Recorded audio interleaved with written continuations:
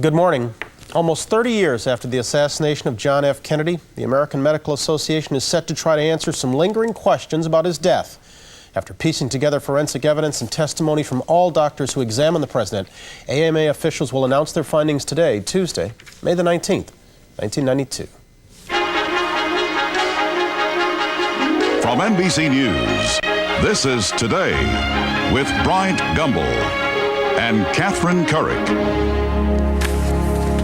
Good morning and welcome to Today on a Tuesday morning. We're going to move to the news desk in just a little bit, find out a little bit more about the JFK assassination, what the AMA has to say about it. Good morning, Bryant and Katie. Good morning, everyone. The question has been asked for more than a quarter of a century. Did Lee Harvey Oswald kill President John F. Kennedy?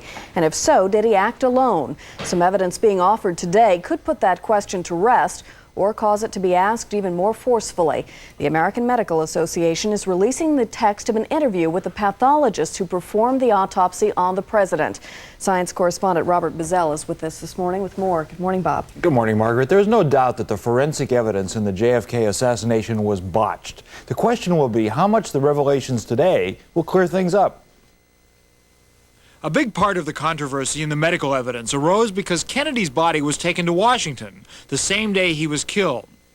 Doctors at Parkland Hospital in Dallas, who had tried to save him, remembered certain things, while doctors at Bethesda Naval Hospital, who performed the autopsy, saw other things. For 7 years, Dr. George Lundberg, editor of the Journal of the American Medical Association, has been trying to get both sets of doctors to tell their stories. A big issue concerns a neck wound, shown here in an autopsy photo.